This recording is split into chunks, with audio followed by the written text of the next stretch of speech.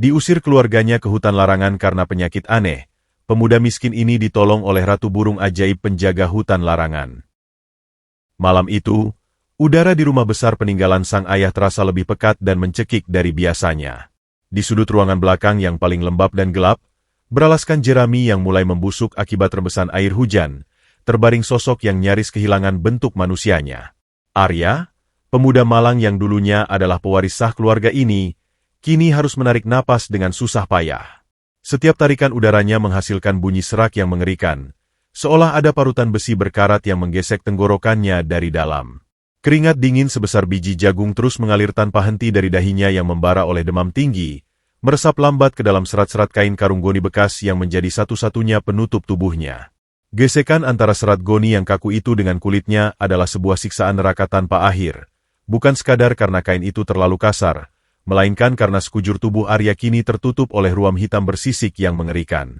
Ruam-ruam kutukan itu tak sekadar menghitam bagai arang, tetapi perlahan merekah, mengeluarkan cairan pekat bercampur nanah kuning dan darah kehitaman yang menebarkan bau anyir luar biasa menyengat. Aromanya menguar tajam, bagaikan perpaduan antara daging hewan yang dibiarkan membusuk di bawah terik matahari berhari-hari dan amis darah kental yang mengering.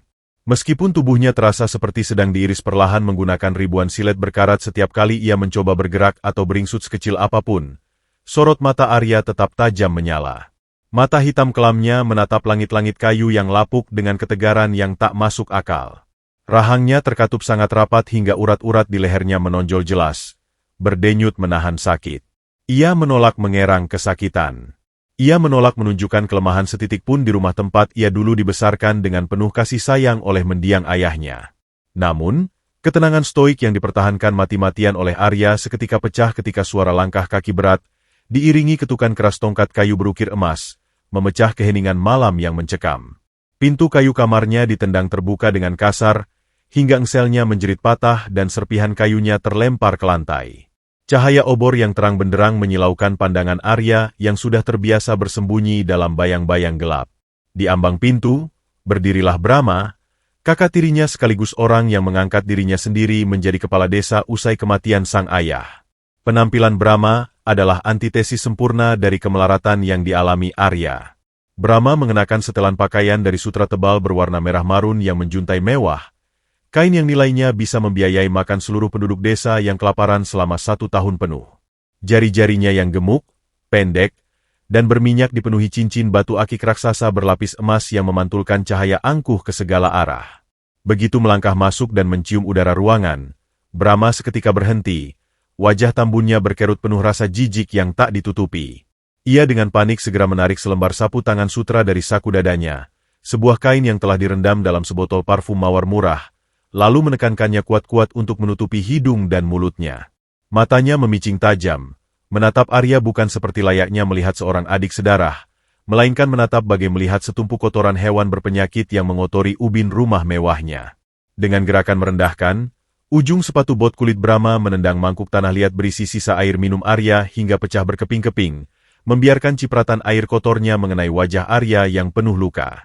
Sambil meludah kasar ke lantai tanah di dekat jerami, Brahma mendesis tajam dari balik sapu tangannya. Suaranya dipenuhi bisa kebencian saat ia menghardik bahwa bau tubuh Arya lebih najis dari kotoran babi hutan di rawa, dan memperingatkan jangan sampai darah kutukan itu berani mengotori udara suci di dalam kediaman mewahnya. Arya sama sekali tidak membalas. Di dalam rongga dadanya, jantungnya bergemuruh hebat memompa aliran darah yang terasa panas mendidih. Namun ia menelan amarahnya dalam diam yang membeku. Ia sangat tahu bahwa Brahma tidak datang pada malam buta ini, hanya untuk melemparkan makian. Dugaan Arya benar, Brahma melangkah maju 1 tindak, menjatuhkan setumpuk gulungan perkamen kuno ke atas jerami yang lembab, tepat di depan wajah Arya. Dokumen itu adalah lembar-lembar surat tanah warisan murni milik ayah mereka, ribuan hektar tanah perkebunan subur yang seharusnya secara hukum dibagi 2 dengan adil. Tanpa ampun dan rasa kemanusiaan, Brahma menginjak dada Arya dengan sepatu bot kulitnya yang berat berlapis besi, menekan tepat di atas luka bersisik yang sedang bernanah paling parah. Rasa sakit yang meledak di dada Arya seketika itu nyaris membuat pandangannya menggelap gulita, napasnya tercekat hebat, namun ia hanya menggigit bibir bawahnya sendiri hingga darah segar menetes membasahi dagunya. Brahma tertawa sumbang, sebuah tawa serak dan pongah yang bergema memantul di dinding-dinding kayu yang mulai rapuh. Ia membungkuk sedikit ke depan, menatap langsung ke kedalaman mata Arya dengan tatapan predator tamak yang sedang mengejek mangsanya yang tak berdaya. Dengan nada dingin yang absolut dan tak terbantahkan, Brahma memaksa Arya untuk menempelkan ibu jarinya yang berdarah dan bernanah ke atas semua gulungan perkamen itu sebagai cap jempol resmi, sebuah tanda mutlak penyerahan seluruh hak waris tunggal. Jika Arya berani menolak permintaannya, Brahma mengancam dengan mata membelalak bahwa ia akan membakar seluruh sisa barang peninggalan mendiang ibu kandung Arya malam itu juga menjadi abu. Jari-jari tangan Arya yang gemetar hebat, basah oleh campuran keringat dingin dan cairan lukanya sendiri, perlahan terangkat menyentuh udara malam. Ia benar-benar tidak punya pilihan lain. Hatinya hancur berkeping-keping menjadi debu, bukan semata karena harus kehilangan harta bernilai triliunan rupiah itu, melainkan karena melihat dengan mata kepalanya sendiri betapa busuk dan hitamnya hati darah daging dari ayahnya. Dengan napas yang tersengal-sengal pendek dan pandangan yang mulai kabur tertutup genangan air mata yang ditahannya, Arya menempelkan ibu jarinya yang luka ke atas lembar-lembar kertas itu, secara resmi mencabut seluruh haknya atas kemewahan dunia ini dan menyerahkan tahta kekayaan luar biasa itu ke tangan sang tiran. Begitu cap jempol berdarah itu tercetak sempurna di atas materai kuno, Brahma segera menyentakkan kakinya dari dada Arya, memungut gulungan-gulungan itu dengan tangan bergetar penuh ketamakan, memeluknya erat seolah itu adalah balok-balok emas murni. Ia tersenyum miring, sebuah senyuman asimetris yang mengerikan, memperlihatkan deretan giginya yang menguning. Tidak ada satu patah kata pun yang berisi rasa terima kasih, apalagi secercah belas kasihan untuk adiknya. Sebaliknya, Brahma melangkah mundur dengan cepat menuju pintu keluar, mengangkat obornya tinggi-tinggi ke udara, dan mulai berteriak histeris dengan suara lantang yang memang sengaja dirancang untuk memecah keheningan malam desa. Ia dengan lantang meneriakkan fitnah yang sangat keji, merangkai narasi kebohongan mengerikan bahwa adik tirinya telah bersekutu dengan Raja Iblis, membawa penyakit kutukan najis pembawa sial yang akan menular bagai wabah dan membunuh seluruh anak-anak di desa jika dibiarkan hidup bernapas hingga esok pagi. Brahma dengan licik mengorbankan Arya, menjadikan penyakit misterius itu sebagai senjata kambing hitam yang sangat sempurna untuk melegalkan pengusirannya selamanya, demi memastikan ia menguasai seluruh harta tanpa ada satupun warga yang mencurigai kelicikannya. Suara ketukan kentongan bambu bertalu-talu dari pos penjagaan luar menyusul teriakan Brahma, memecah malam yang damai menjadi lautan kepanikan. Gemuruh langkah kaki puluhan warga desa yang ketakutan dan terhasut emosinya mulai terdengar mendekati halaman rumah besar itu. Arya hanya bisa terbaring kaku di atas jeraminya, dadanya naik turun dengan sangat cepat, mati-matian menahan rasa perih dari kulitnya yang terus mengelupas dan membanjirkan darah hitam. Ia mendengar dengan sangat jelas raungan warga di luar jendela yang menuntut dengan penuh amarah agar sang iblis berpenyakit segera diusir dari desa tercinta mereka. Brahma menoleh untuk terakhir kalinya ke arah Arya, menendang tumpukan jerami di dekat kepalanya, dan memberikan vonis akhirnya. Ia memerintahkan kepada warga yang mulai masuk agar bangkai hidup menjijikan ini segera diseret paksa menuju batas hutan larangan, dibuang agar mampus perlahan dimakan belatung dan iblis hutan. Udara di dalam kamar yang pengap itu terasa semakin menipis bagi Arya, dan saat ia melihat bayangan beringas warga yang membawa garpu rumput berkarat dan obor menyala mulai merangsek masuk menghancurkan pintu kamarnya, ia tahu pasti bahwa malam ini adalah lembar akhir dari penderitaannya sebagai manusia di desa ini. Sebuah prolog menyakitkan menuju neraka terdalam sebelum semesta menjawab ketabahannya. Malam yang seharusnya menjadi selimut kedamaian kini berubah menjadi panggung kebrutalan tanpa ampun. Ketukan kentongan bambu yang bertalu-talu membelah keheningan dengan ritme yang memekakan telinga, bersahutan dengan teriakan amarah dari puluhan warga desa yang telah kehilangan akal sehatnya. Cahaya dari puluhan obor yang menyala garang merobek kegelapan, menciptakan bayangan-bayangan panjang yang menari liar bagaikan iblis kelaparan di dinding rumah tua itu. Pintu kamar Arya yang telah hancur sepenuhnya kini menjadi jalur masuk bagi lautan manusia yang matanya memerah oleh kebencian dan ketakutan yang ditanamkan secara sistematis oleh Brahma. Mereka tidak datang sebagai tetangga yang peduli, melainkan sebagai algojo beringas yang membawa garpu rumput berkarat, cangkul kotor, dan bilah parang yang berkilat memantulkan cahaya api. Tanpa memberikan Arya kesempatan sedetik pun untuk mengumpulkan sisa tenaganya, dua pria berbadan besar dengan kasar mencengkeram lengan kurusnya yang berbalut karung goni. Tarikan yang mendadak dan brutal itu membuat persendian bahu Arya berderak mengerikan, nyaris terlepas dari tempatnya, memicu gelombang rasa sakit yang menyambar dari ujung saraf hingga ke ubun-ubunnya. Tubuh Arya yang lemah dan dipenuhi ruam kutukan itu diseret tanpa belas kasihan melintasi lantai kayu yang kasar, meninggalkan jejak tetesan cairan anyir berwarna kehitaman. Setiap kali kulitnya yang melepuh bergesekan dengan papan bergelombang, Rasanya seperti ada ribuan semut api yang menggigit dagingnya yang terbuka secara bersamaan. Ia dilemparkan keluar rumah, berguling jatuh ke atas permukaan tanah berbatu di halaman depan. Udara malam yang sedingin es langsung menusuk tulang-tulangnya yang menggigil akibat demam, membekukan keringat yang membasahi dahi dan lehernya. Warga desa meludahinya dari segala penjuru. Berbagai caci maki kotor dan kutukan najis dilemparkan ke wajahnya, menyatu dengan bisingnya derap langkah kaki yang memaksanya terus bergerak. Arya mencoba menopang tubuhnya dengan kedua tangan yang gemetar hebat, namun sebuah tendangan keras dari salah seorang warga menghantam rusuknya, memaksanya kembali mencium tanah basah. Ia diseret, didorong, dan dipaksa merangkak layaknya binatang buruan yang terluka parah, membelah desa menuju satu-satunya tempat yang paling ditakuti oleh setiap manusia bernapas di wilayah itu. Perjalanan menuju batas hutan larangan adalah sebuah penyiksaan sensorik yang tak terlukiskan oleh kata-kata. Bebatuan tajam, akar pohon yang menyembul dari tanah, dan semak berduri tanpa ampun merobek sisa-sisa karung goni yang menutupi tubuh Arya, menambah sayatan-sayatan baru di atas luka yang sudah membusuk. Darah segar berwarna merah gelap mulai bercampur dengan nanah kuning dari ruam kutukannya, menetes membasahi dedaunan kering di sepanjang jalan setapak. Sepanjang penyiksaan itu, Arya tidak mengeluarkan satu pun erangan. Rahangnya terkatup sedemikian rapat hingga otot-otot di pelipisnya berkedut menahan kejang. Matanya yang redup namun memendam ketegaran yang tak terbatas hanya menatap kosong ke depan, merekam wajah-wajah beringas orang-orang yang dulu pernah menyapanya dengan senyum ramah saat ayahnya masih berkuasa. Otak mereka telah dicuci bersih oleh narasi palsu Brahma, mengubah manusia-manusia sederhana itu menjadi sekawanan monster yang buta akan kebenaran dan tuli terhadap jeritan hati nurani. Di ujung jalan setapak, kabut putih tebal yang bergulung-gulung lambat mulai terlihat, menandakan bahwa mereka telah tiba di mulut hutan larangan. Udara di tempat itu berubah drastis, menjadi sangat berat, lembab, dan dipenuhi aroma lumut mati bercampur bau tembaga yang menyesakkan dada. Hutan itu berdiri bagaikan dinding raksasa berwarna hitam pekat, di mana pepohonan purba yang batangnya sebesar rumah saling melilitkan dahan berduri mereka ke udara, menghalangi sedikit pun cahaya rembulan untuk menembus masuk. Keheningan di perbatasan itu terasa sangat salah. Tidak ada suara jangkrik, tidak ada kepakan sayap burung malam, yang ada hanyalah desisan angin dingin yang seolah berbisik membawa ancaman kematian yang mutlak. Warga desa seketika menghentikan langkah mereka beberapa meter dari batas kabut. Nyali mereka ciut berhadapan dengan aura magis dan kutukan yang telah melegenda selama berabad-abad. Mereka menjatuhkan tubuh Arya ke atas tanah berlumpur tepat di depan garis batas ilusi yang memisahkan dunia manusia dengan alam kegelapan tak berujung. Dari kerumunan yang mendadak dia membisu, Brahma melangkah maju dengan dada membusung, senyum kepuasan yang sinis terlukis jelas di wajah tambunnya yang berminyak. Cahaya obor memantul di batu akik raksasa yang melingkari jari-jarinya saat ia menunjuk tubuh Arya yang terengah-engah di atas tanah. Dengan suara bariton yang menggema arogan, Brahma memecah keheningan yang mencekam, berteriak lantang ke arah warga bahwa mulai malam ini desa mereka telah suci kembali dari cengkeraman iblis berpenyakit. Brahma kemudian melangkah mendekati Arya.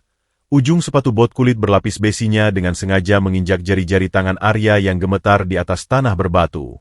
Sambil menatap remeh ke bawah, Brahma mendesis tajam menumpahkan seluruh kalimat andalannya, mengatakan bahwa bangkai hidup seperti Arya hanya pantas membusuk di hutan larangan. Dengan raut wajah penuh kejijikan, ia menegaskan bahwa bau kutukan adiknya itu lebih najis dari kotoran babi hutan, dan ia memerintahkan agar Arya mampus dimakan belatung serta roh jahat agar darah kotornya tidak pernah lagi mengotori udara suci milik keluarga besarnya. Sebagai penutup dari panggung sandiwara kejamnya, Brahma menarik kakinya ke belakang dan melepaskan sebuah tendangan telak yang menghantam dada Arya dengan kekuatan penuh. Suara tulang rusuk yang berderak berbunyi mengerikan, berbaur dengan hempasan tubuh Arya yang terlempar ke udara sebelum mendarat dengan keras melewati garis batas, menembus langsung ke dalam pelukan kabut hutan larangan yang sedingin es. Tubuh pemuda malang itu berguling beberapa kali di atas hamparan duri dan daun kering, sebelum akhirnya berhenti dengan posisi telungkup, nyaris tak bernyawa. Di luar batas kabut, terdengar sorak-sorai kemenangan dari warga desa dan tawa menggelegar Brahma yang perlahan-lahan memudar seiring dengan punggung mereka yang berbalik pergi meninggalkan Arya sendirian di mulut neraka. Kegelapan abadi hutan itu seketika menelan wujud Arya. Meski napasnya kini hanya tersisa di ujung kerongkongan dan pandangannya mulai digerogoti oleh bayangan hitam kematian, sebuah sumpah sunyi menggema di dasar jiwanya yang hancur. Jika semesta masih mengizinkannya melihat fajar esok hari, Ia akan memastikan setiap tetes air mata dan darah yang tumpah malam ini dibayar lunas dengan pembalasan yang akan membuat mereka bertekuk lutut memohon ampun. Hutan larangan bukanlah sekadar hamparan pepohonan liar yang tumbuh tanpa arah, melainkan sebuah entitas purba yang seolah bernapas melalui gulungan kabut beracun dan memakan jiwa-jiwa putus asa yang tersesat di dalamnya. Saat tubuh Arya akhirnya berhenti berguling di atas hamparan duri tajam dan tumpukan daun busuk, kesunyian absolut yang langsung menyergapnya terasa jauh lebih menakutkan daripada ribuan caci maki warga desa yang baru saja melemparkannya. Udara di tempat terkutuk itu memiliki bobot yang aneh, seolah-olah atmosfernya sendiri berupa tangan gaib raksasa yang berusaha meremukan paru-paru pemuda malang yang napasnya kini hanya tinggal satu-satu. Rasa dingin yang menggigit tidak sekadar mengelus permukaan kulitnya, tetapi merayap masuk dengan kejam bagaikan ribuan jarum es yang menembus langsung ke sumsum tulangnya yang bergetar hebat.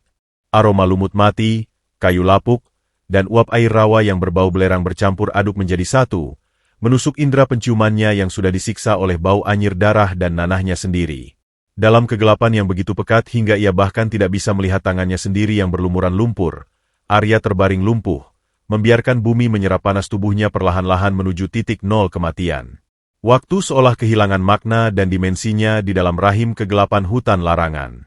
Arya tidak tahu pasti apakah ia telah terbaring di atas genangan lumpur beku itu selama beberapa menit atau sudah belasan jam terombang-ambing di ambang alam baka. Yang ia rasakan hanyalah siksaan kelaparan yang kini mulai mencakar-cakar dinding lambungnya dengan sangat beringas, berpadu dengan dahaga luar biasa gersang yang membuat seluruh dinding kerongkongannya terasa seperti diisi oleh serpihan kaca dan pasir panas. Demam tinggi akibat infeksi dari ruam kutukan yang menggerogoti dagingnya semakin mengganas, membakar aliran darahnya dari ujung kaki hingga ke ubun-ubun, menciptakan sebuah kontras yang menyiksa antara tubuh bagian luarnya yang membeku oleh udara malam dan organ dalamnya yang mendidih oleh penyakit. Setiap detak jantungnya memompa rasa sakit yang meledak-ledak ke setiap inci persendiannya. Namun pemuda yang terbiasa hidup dalam penderitaan itu menolak untuk menyerah pada takdir yang digariskan oleh sang kakak tiri. Dengan rahang yang mengunci rapat menahan jerit penderitaan, Arya mengumpulkan sisa-sisa tenaga dari serpihan jiwanya, memaksakan kedua sikunya yang berdarah untuk menancap ke tanah dan mulai menyeret tubuhnya yang setengah mati inci demi inci, merangkak menjauhi batas kabut demi mencari tempat bernaung dari angin malam yang membunuh. Perjuangan untuk merangkak di dalam kegelapan buta itu adalah sebuah neraka baru bagi Arya. Bebatuan bergerigi dan akar-akar pohon yang menonjol keluar dari tanah bagaikan cakar monster berulang kali menyobek sisa karung goni yang membungkus tubuhnya, menorehkan luka sayat yang baru di atas kulit bersisiknya yang sangat rapuh. Namun, alih-alih menangisi nasibnya yang dihancurkan oleh fitnah keji darah dagingnya sendiri, pikiran Arya justru diselimuti oleh sebuah ketenangan yang tak masuk akal. Sorot matanya yang sayu namun tajam terus membelah kegelapan, mencari celah di antara akar raksasa pohon beringin purba yang mungkin bisa melindunginya dari embun beku. Di tengah deru napasnya yang putus-putus dan suara gesekan tubuhnya di atas tanah basah, pendengaran Arya yang menajam karena penderitaan tiba-tiba menangkap sebuah suara yang ganjil. Suara itu bukanlah lolongan serigala malam atau desisan ular berbisa, melainkan sebuah rintihan halus yang penuh keputusasaan.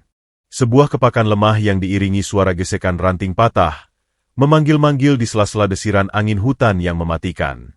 Didorong oleh insting dan sebuah tarikan takdir yang tak kasat mata, Arya memaksa arah rangkakannya membelok ke arah sumber suara tersebut, menyeret kakinya yang mati rasa melewati semak belukar berduri yang lebat.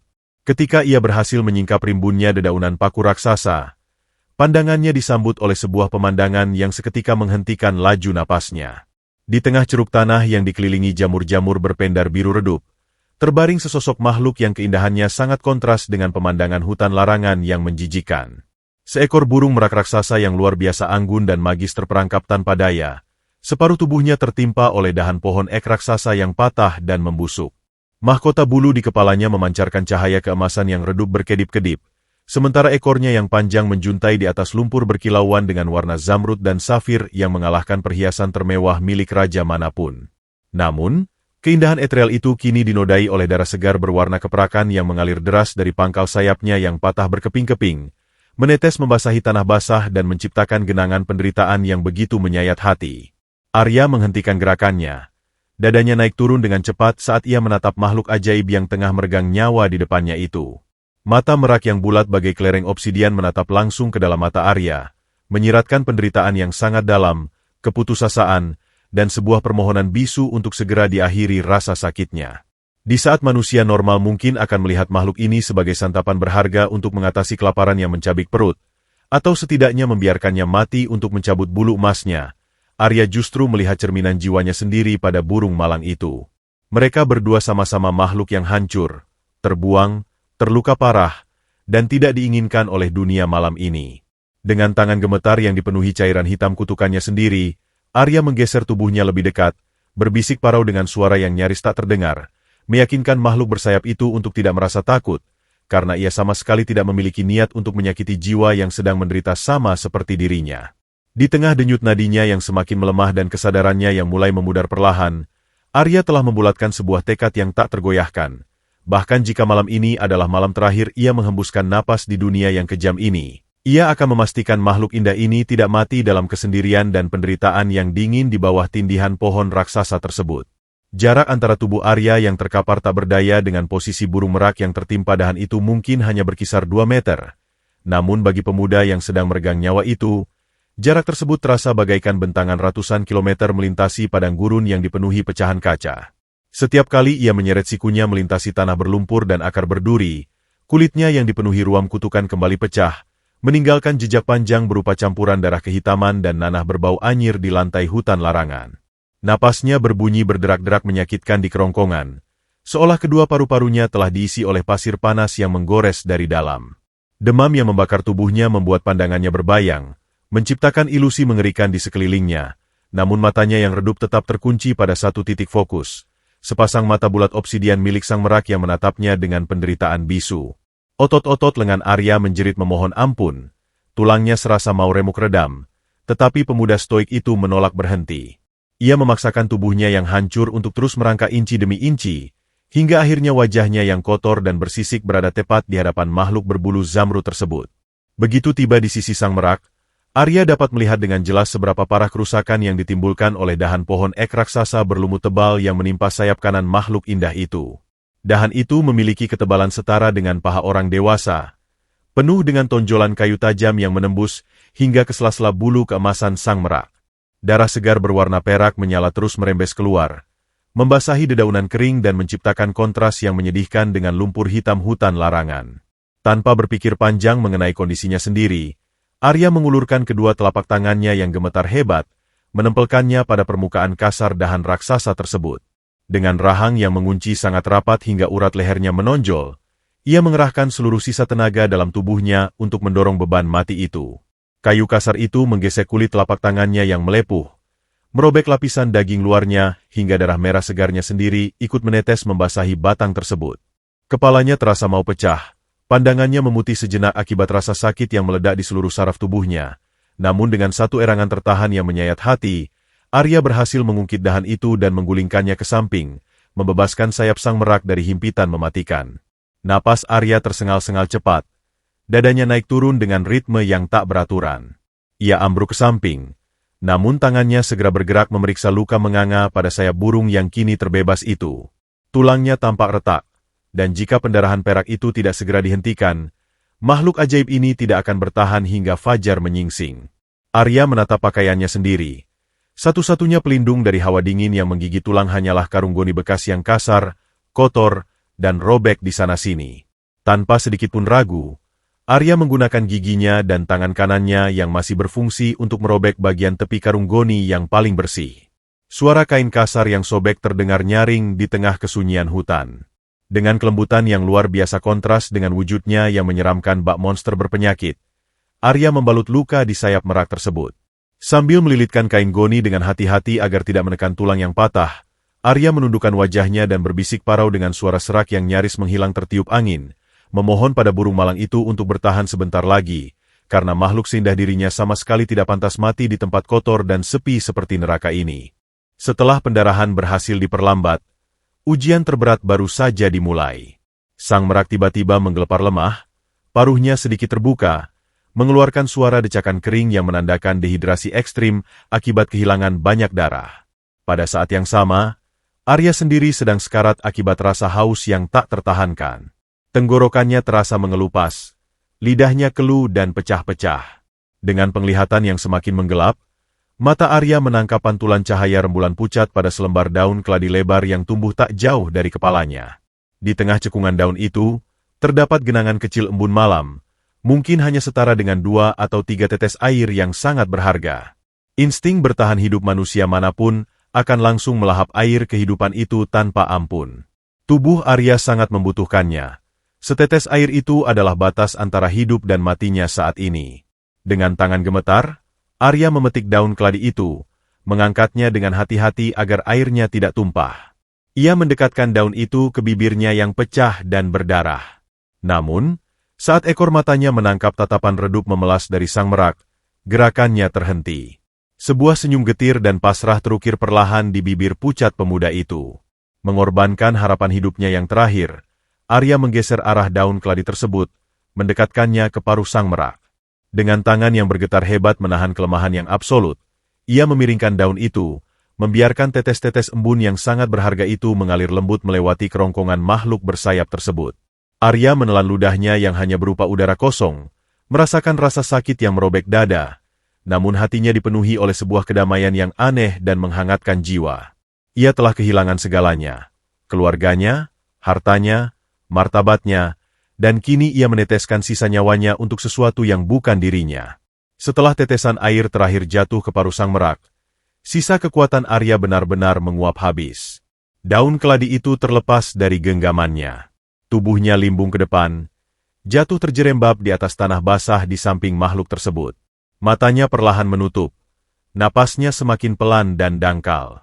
Dalam detik-detik terakhir kesadarannya yang mulai tertelan oleh lautan kegelapan abadi, Arya berbisik dalam hati, menyambut malaikat maut dengan pelukan terbuka, merasa bangga bahwa tindakan terakhirnya di dunia yang fana dan kejam ini adalah sebuah wujud cinta kasih, bukan kebencian seperti yang dituduhkan Brahma kepadanya. Batas tipis antara kehidupan yang menyiksa dan kematian yang membebaskan akhirnya dilewati oleh Arya. Napas terakhirnya berhembus terputus-putus, membentuk kepulan uap putih tipis yang langsung lenyap di telan udara beku hutan larangan. Kegelapan absolut kini tidak hanya menyelimuti pandangannya, melainkan mulai merayap masuk membekukan aliran darah di dalam nadinya. Sensasi menyengat dari ribuan sayatan di atas kulit yang membusuk itu perlahan memudar, digantikan oleh mati rasa yang aneh dan damai. Jantungnya, yang selama bertahun-tahun harus bekerja ekstra keras memompa darah beracun akibat kutukan misterius, kini berdetak semakin lambat, seolah bersiap untuk berhenti berdenyut selamanya. Tubuhnya terkapar tak berdaya di atas hamparan tanah berlumpur yang dingin, menyatu dengan tumpukan dedaunan mati dan aroma busuk rawa. Alam semesta seakan telah menjatuhkan palu hakimnya, mengesahkan kemenangan Brahma yang tamak atas adik tirinya yang tak bersalah. Di tengah kesunyian yang mencekam itu, Arya benar-benar telah menyerahkan raganya pada pelukan malaikat maut, rela menjadi debu yang terlupakan di sudut paling kelam dari hutan yang dikutuk oleh umat manusia. Namun, tepat pada detik ketika detak jantung Arya nyaris mencapai garis akhir yang fatal, sebuah keajaiban purba yang telah tertidur selama ribuan tahun tiba-tiba bangkit. Dari tubuh burung merak yang terbaring di sisi Arya, memancar sebuah pendaran cahaya keemasan yang sangat menyilaukan, merobek kegelapan malam bagaikan bilah pedang cahaya pemecah fajar. Cahaya magis itu berputar membentuk pusaran angin hangat yang dengan cepat menyapu bersih uap beracun dan embun beku dalam radius puluhan meter. Hawa dingin yang mematikan seketika sirna, digantikan oleh kehangatan lembut yang membelai udara, membawa serta aroma semerbak bunga teratai surgawi dan kayu cendana yang menenangkan saraf. Bulu-bulu zamrud dan safir sang merak perlahan melebur menjadi butiran debu bintang yang melayang-layang menentang gravitasi, merangkai ulang wujud makhluk itu menjadi siluet seorang wanita yang keanggunannya tidak mungkin bisa dijangkau oleh kanvas pelukis paling jenius sekalipun. Burung yang terluka parah itu lenyap, bertransformasi menjadi wujud aslinya. Niskala, sang ratu burung merak emas, penguasa mutlak tunggal dari jantung hutan larangan. Niskala berdiri anggun di atas hamparan lumut yang kini mendadak menumbuhkan bunga-bunga kecil bercahaya di sekeliling kakinya yang tanpa alas. Gaunnya tercipta dari helaian sutra emas yang menyerupai susunan bulu merak, memancarkan aura keabadian yang menggetarkan. Mata obsidiannya yang indah dan dalam kini menatap ke bawah, memandang lekat-lekat pada sosok pemuda menjijikan yang terkapar tak bernyawa di ujung kakinya.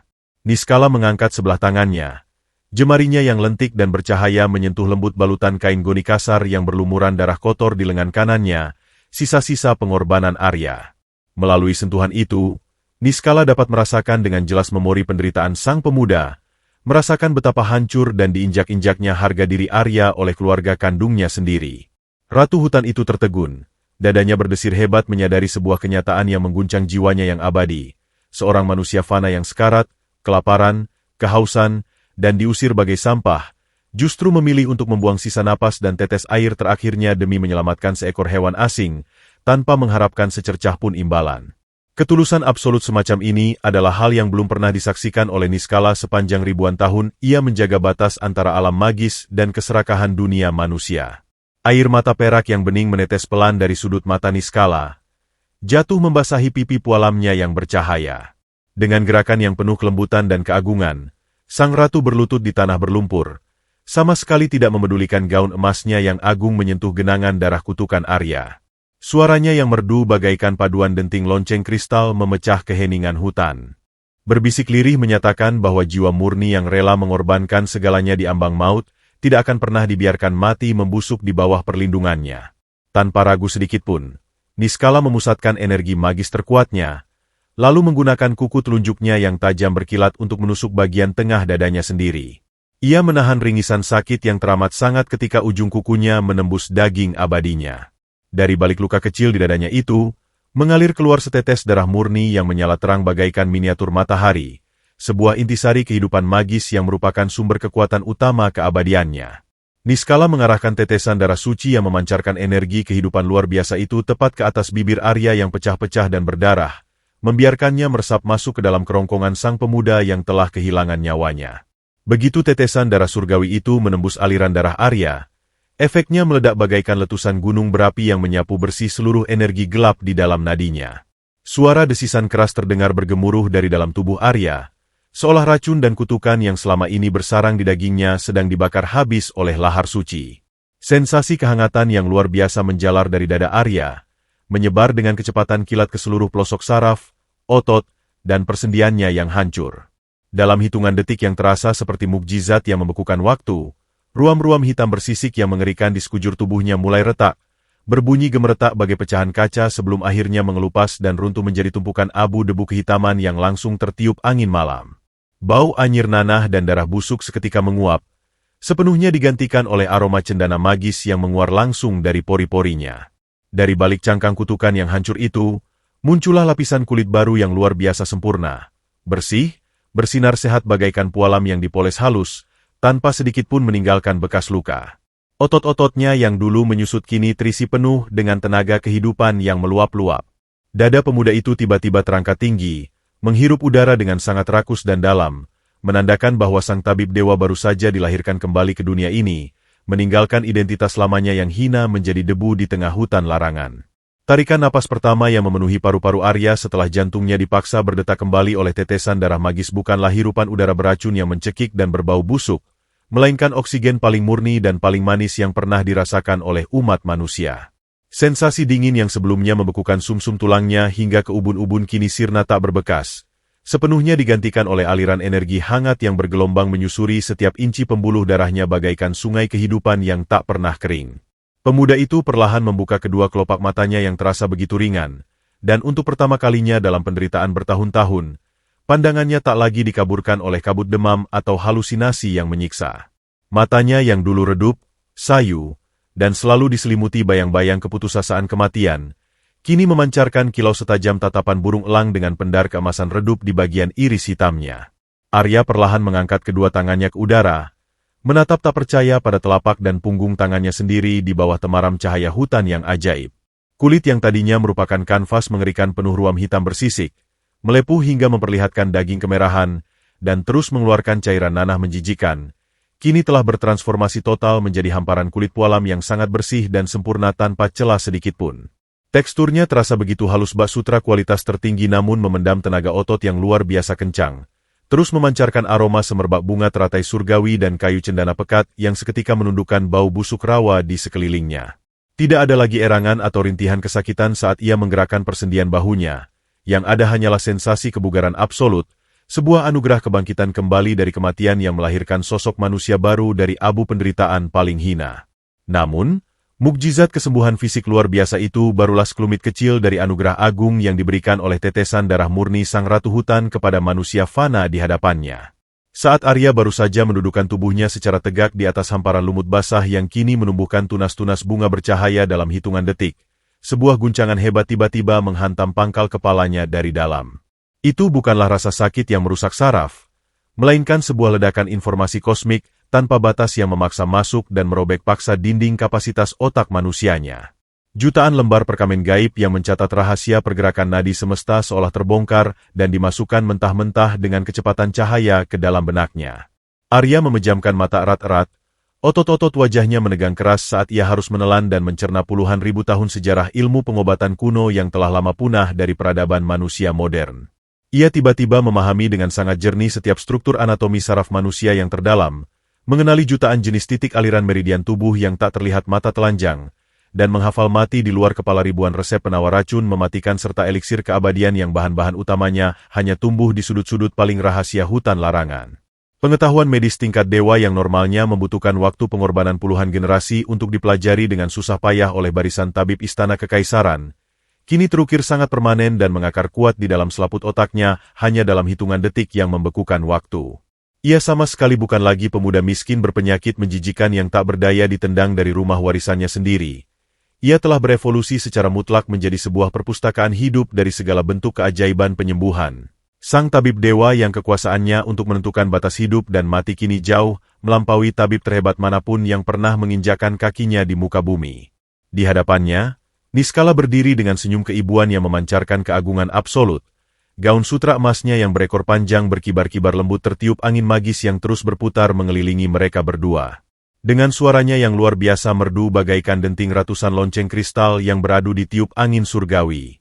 Ratu burung merak itu menjelaskan bahwa pengetahuan sehebat apapun tanpa adanya sarana yang memadai hanyalah akan menjadi sebuah ilusi kosong belaka. Sambil mengangkat sebelah tangannya yang putih bersinar, Niskala menjentikan jemarinya, menyingkap tabir ilusi mata yang selama ribuan tahun menyembunyikan wajah asli dari inti hutan larangan. Kabut hitam beracun yang mematikan itu seketika terbelah dua ke sisi kiri dan kanan, membuka sebuah jalan setapak lebar yang permukaannya terbuat dari batuan kristal safir yang menyala dari dalam, berujung lurus pada sebuah lembah rahasia maha luas yang tersembunyi dengan sempurna di balik tebing-tebing tinggi. Mata Arya membelalak lebar, dadanya berdesir hebat saat matanya menyaksikan hamparan ladang tanaman obat legendaris yang bersinar terang dalam berbagai warna magis di dalam lembah tersebut. Ada akar-akar pohon ginseng emas yang usianya ditaksir mencapai ribuan tahun. Hamparan bunga teratai es abadi yang kelopaknya diakini mampu menghidupkan sel darah yang telah lama mati, dan ladang jamur darah naga yang nilai jual 1 gramnya saja jauh melampaui seluruh timbunan emas murni di brankas. Kerajaan terbesar. Dengan tatapan mata yang menyiratkan kebijaksanaan kuno, Niskala menyatakan dengan kelembutan yang tak terbantahkan bahwa seluruh kekayaan alam magis yang tak terukur ini, harta karun yang berabad-abad diincar dengan penuh pertumpahan darah oleh setiap raja dan kaisar serakah, mulai detik ini secara sah dan mutlak menjadi hak milik Arya sepenuhnya. Sebagai hadiah dari alam semesta atas ketulusan hatinya yang suci karena rela membuang nyawa demi makhluk asing tanpa mengharapkan satu keping perak. Sebagai pelengkap dari takdir agung yang baru saja disahkannya, Niskala melangkah mendekat dengan langkah tanpa suara, membawa di kedua tangannya sebuah mahakarya pakaian yang ditenun langsung dari campuran intisari cahaya rembulan dan benang sutra laba-laba emas penjaga kedalaman hutan. Sebuah jubah kebesaran tebal berwarna putih gading murni dengan sulaman timbul benang emas bermotif burung merak dan sisik naga diletakkan secara perlahan menyelimuti kedua pundak lebar Arya, menutupi dadanya dan sepenuhnya menggantikan sisa-sisa karung goni hina yang kini langsung hancur luruh menjadi debu saat bersentuhan dengan kain magis tersebut. Jubah sutra emas itu tidak hanya memberikan kehangatan yang sangat nyaman pada kulitnya yang baru, tetapi juga memancarkan aura kewibawaan penguasa yang sedemikian kuat hingga pepohonan purba raksasa di sekitar mereka seolah merundukkan dahan-dahan berdaun rimbunnya sebagai tanda penghormatan mutlak kepada tuan yang baru. Arya berdiri tegak, tinggi badannya seakan bertambah tegap. Dadanya membusung sempurna dengan postur yang luar biasa gagah bak seorang kaisar langit yang baru saja turun ke bumi. Ia merapatkan kerah jubah kebesarannya dengan gerakan pelan, raut wajahnya kembali ke setelan aslinya yang selalu stoik, setenang permukaan danau es di puncak gunung pada musim dingin. Namun di balik layar ketenangan absolut itu tersimpan sebuah badai keadilan mengerikan yang siap menyapu bersih segala bentuk angkuhan umat manusia. Pemuda tampan itu menundukkan kepalanya dalam-dalam di hadapan Niskala sebagai bentuk sumpah setia batiniah dan rasa terima kasih yang tak mungkin bisa dilukiskan dengan kosa kata manapun. Tatapan matanya yang kini setajam belati, menembus lebatnya malam, perlahan berputar mengarah kembali ke titik batas kabut desa, tempat ia dibuang bagai anjing kurap berpenyakit beberapa jam yang lalu. Sang tabib dewa yang menguasai rahasia kehidupan telah lahir dari rahim kegelapan hutan larangan, dan ia kini memiliki satu tujuan tunggal yang pasti, dunia di luar sana, terutama desa yang telah memfitnah dan merampas seluruh kehormatannya. Harus segera bersiap menghadapi badai ujian karma paling mengerikan yang akan ia bawa langsung di bawah bayangan tudung kemegahannya. 3 putaran waktu yang panjang telah menyapu kalender sejak malam pengusiran yang penuh air mata berdarah itu, dan roda takdir semesta akhirnya berputar memutarbalikkan nasib, membawa kehancuran yang amat puitis bagi desa yang dulunya bersorak angkuh. Langit di atas pemukiman yang dahulu selalu cerah dan dipenuhi tawa ketamakan kini seakan dikutuk secara permanen oleh awan kelabu tebal yang tak pernah beranjak, mengurung hawa lembab dan aroma kematian yang mencekik setiap helaan napas. Karma tidak datang menyapu dalam wujud badai topan atau gempa bumi yang singkat, melainkan merayap teramat pelan bagaikan ribuan lintah berbisa, menjelma menjadi sebuah wabah hitam misterius yang meneror tanpa pandang bulu. Seluruh penduduk desa, mulai dari pemuda beringas yang dulunya ikut melempar batu tajam hingga para tetua bangka yang memegang obor kebencian malam itu, kini harus menelan ludah kepahitan dan merasakan penderitaan yang persis sama dengan yang pernah mereka timpakan ke atas pundak Arya. Kulit mereka yang dulu bersih perlahan mengering, mengelupas retak-retak, lalu melepuh ganas memunculkan ruam hitam bersisik yang terus-menerus memuntahkan cairan nanah kental bercampur darah busuk kehitaman. Udara di seluruh penjuru desa kini menjadi neraka sensorik, dipenuhi oleh bau anyir daging membusuk yang 1000 kali lipat lebih memualkan dan menjijikkan daripada aroma kotoran babi hutan di tengah rawa. Jeritan kesakitan yang melengking dan rintihan putus asa yang menyayat hati terus menggema bersahutan di setiap sudut malam, menciptakan harmoni penderitaan dunia yang tak berkesudahan, seolah alam semesta sedang menagih hutang, memaksa mereka menebus setiap tetes keringat keputusasaan Arya dengan harga yang sangat mahal dan tanpa ampun. Di tengah pusaran keputusasaan yang melumpuhkan itu, kediaman raksasa peninggalan keluarga Arya yang dulunya menjadi monumen kekuasaan absolut dan ketamakan Brahma kini tak ubahnya seperti mausoleum sunyi tempat berkumpulnya para arwah penasaran. Brahma, sang tiran pongah yang dulu selalu menutup hidungnya dengan sapu tangan sutra berparfum mawar murah untuk menghina adiknya, kini harus menelan empedu karmanya sendiri dalam dosis yang paling mematikan. Pakaian sutra merah marunnya yang didapat dari merampas hak waris kini telah robek, kotor, dan menempel lengket menyatu dengan nanah di sekujur tubuh tambunnya yang tak lagi bisa berdiri tegak. Jari-jarinya yang gemuk dan licik, yang dulu dihiasi cincin batu akik raksasa berlapis emas untuk menandatangani surat pengusiran, kini membengkak hitam dan melepuh sedemikian rupa hingga cincin-cincin mahal kebanggaannya itu harus dipotong paksa dengan tang besi agar tidak membusukkan seluruh tulang tangannya. Seluruh kekayaan triliunan rupiah yang ia tumpuk dengan keji terbukti sama sekali tidak bernilai. Tidak ada satupun tabib ternama dari ibu kota yang sudi menginjakan kaki sepatu mahal mereka ke desa terkutuk itu, apalagi menerima sekeping emas dari tangan yang membusuk penuh kutukan. Warga desa dan Brahma sepenuhnya diisolasi, ditolak mentah-mentah oleh dunia luar, dikurung dalam penjara penderitaan ciptaan kesombongan mereka sendiri. Meski napasnya sudah terengah-engah dan kulit punggungnya menempel pada ranjang, Brahma hanya bisa berbaring merintih marah di atas kasur mewahnya yang kini berbau seperti bangkai tikus, menanti keajaiban Fata Morgana yang ia yakini akan datang dari tabib VVIP utusan istana, menolak buta kenyataan bahwa harta darahnya tak lagi memiliki harga secuil pun di hadapan sang malaikat maut. Tepat di saat gelombang keputusasaan mencapai titik nadir yang paling mematikan, di ujung jalan setapak berlumpur yang membelah gerbang utama desa, berdirilah sebuah siluet asing yang melangkah tertatih menembus pekatnya kabut pagi. Itu adalah Arya. Namun sama sekali bukan dalam wujud sang tabib dewa rupawan yang berbalut cahaya pualam dan kemegahan jubah sutra emas surgawi. Demi menjalankan rencana agungnya untuk menguji sisa-sisa hati nurani dan kerak kesombongan warga desa yang pernah menghancurkannya, Arya dengan sangat brilian dan sengaja menyembunyikan seluruh aura kemahakuasaannya.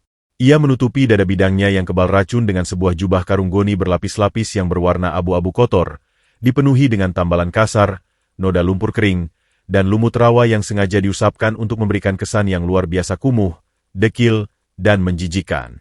Sebuah tudung kain besar yang usang ditarik sangat rendah, menutupi separuh wajahnya yang kini bersinar sempurna, hanya menyisakan pemandangan dagu dan bibir yang telah ia lumuri dengan abu arang agar terlihat kusam tak terawat. Di tangan kanannya yang kuat menahan beban gunung, ia berpura-pura menggenggam sebatang tongkat bambu reot yang sengaja dibiarkan berderak setiap kali menapak tanah becek, sementara di punggungnya menggantung sebuah keranjang anyaman lapuk berisi rumput liar berbau tajam dan akar-akaran murahan yang tak memiliki nilai magis sedikitpun. Tak ada semerbak aroma bunga teratai atau kayu cendana yang menguar dari pori-porinya.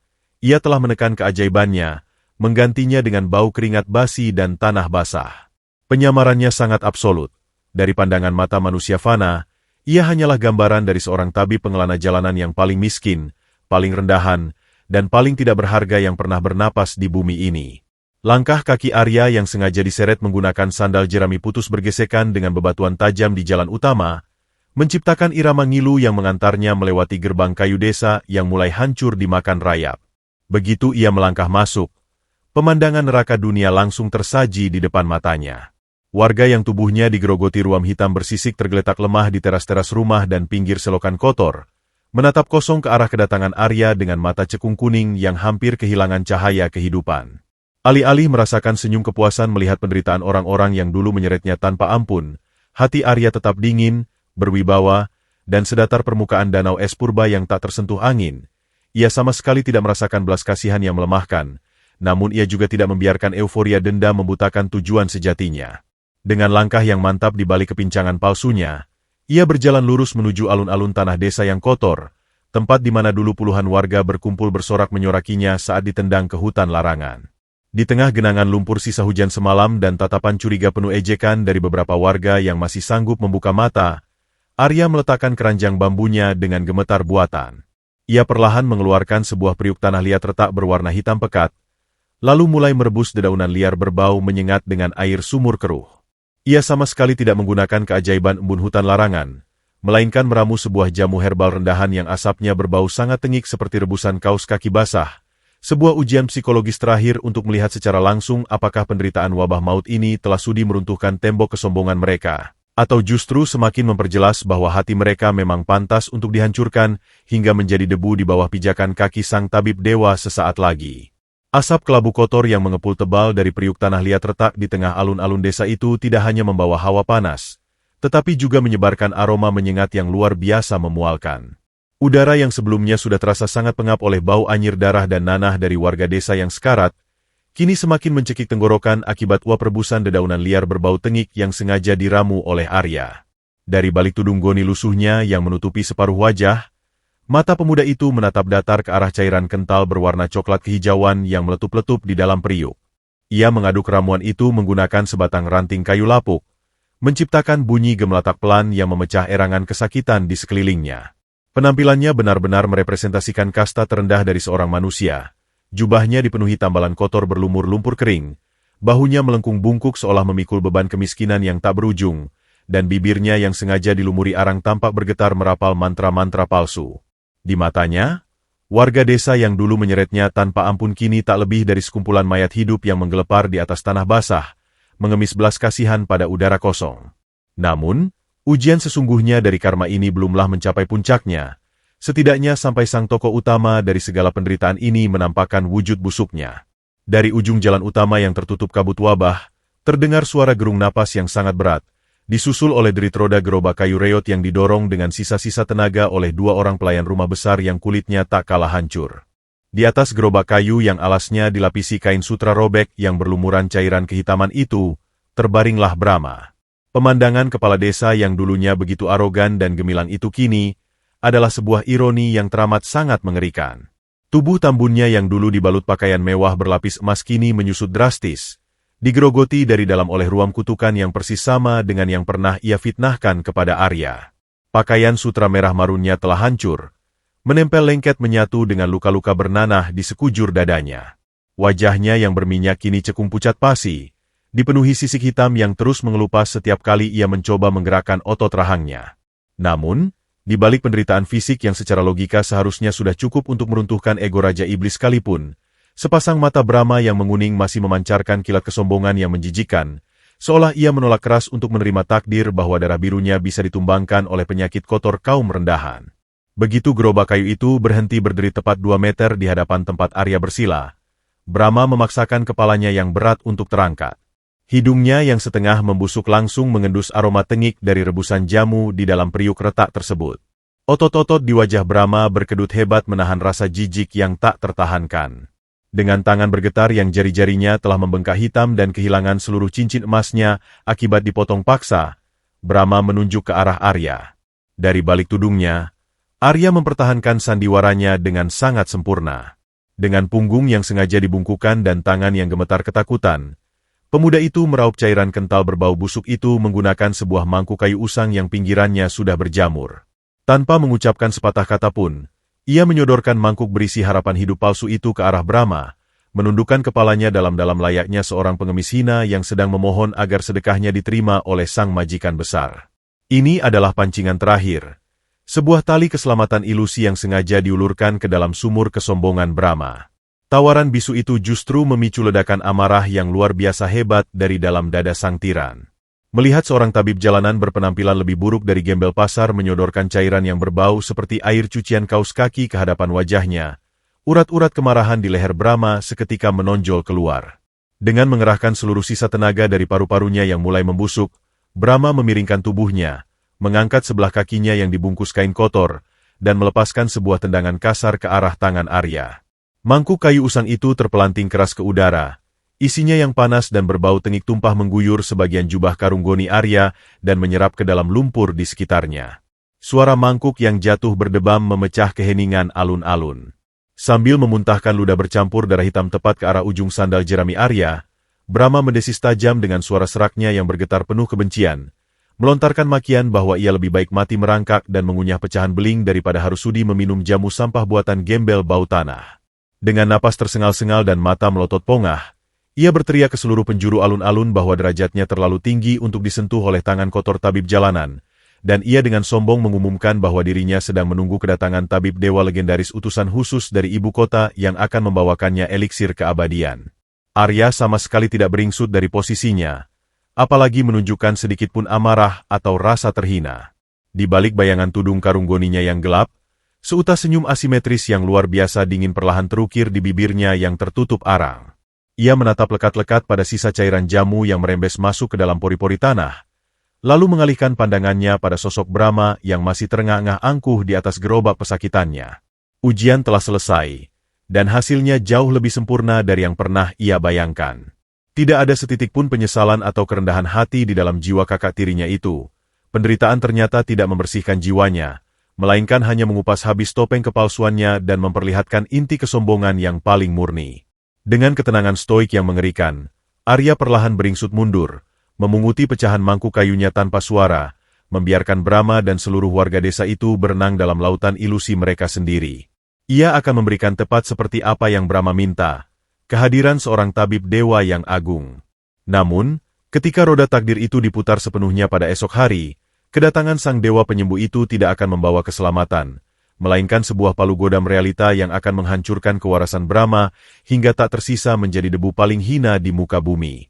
Fajar yang seharusnya membawa kehangatan mentari pagi terbukti gagal total menembus tirai kabut pekat yang mengurung desa terkutuk itu. Alih-alih cahaya, langit hanya memuntahkan rintik gerimis kehitaman yang membawa hawa dingin menusuk tulang, memperparah penderitaan puluhan warga yang terkapar tak berdaya di sepanjang jalanan tanah yang becek. Di pusat penderitaan itu, Brahma masih tergeletak di atas gerobak kayunya yang reyot, tubuhnya semakin kehilangan bentuk manusia. Pembusukan akibat ruam kutukan malam itu telah mencapai tahap yang paling mengerikan. Kulit di sekitar rahangnya telah menghitam dan mengelupas hingga memperlihatkan serat daging bernanah, membuat setiap tarikan napasnya terdengar seperti suara gelembung lumpur mendidih di dasar rawa. Rasa sakit yang merobek seluruh jaringan sarafnya berkali-kali lipat lebih kejam dari siksaan neraka. Namun di dalam rongga dadanya yang mulai membusuk, api kesombongan itu masih menolak untuk padam. Dengan sisa-sisa kewarasan yang digerogoti demam, mata Brahma yang menguning terus menatap kosong ke arah jalan utama desa. Ia menggumamkan racauan arogan dengan bibir pecah-pecah, meyakinkan dirinya sendiri bahwa utusan dewa penyembuh dari ibu kota akan segera tiba khusus untuk menyelamatkan nyawa berharganya, dan ia sama sekali tidak memedulikan sosok tabib berbalut jubah goni lusuh, yang sesungguhnya adalah Arya, yang masih duduk bersila tak jauh dari gerobaknya. Tampak bagaikan onggokan sampah tak bernilai di tengah genangan lumpur kotor. Tepat ketika keputusasaan seolah telah menelan habis sisa oksigen di desa itu, bumi di bawah tubuh mereka tiba-tiba bergetar hebat. Itu bukanlah getaran gempa yang menghancurkan, melainkan sebuah ritme teratur berskala masif yang merambat dari kejauhan, membuat kerikil-kerikil kecil di genangan lumpur melompat-lompat seirama dengan detak jantung yang berpacu. Heningnya pagi yang dipenuhi rintihan kematian seketika dipecahkan oleh suara lengkingan trompet sangkala dari emas murni yang membahana membelah angkasa. Suaranya bergema sedemikian dahsyat, menggetarkan gendang telinga dan memaksa warga desa yang setengah mati untuk membelalakan kelopak mata mereka yang berkerak.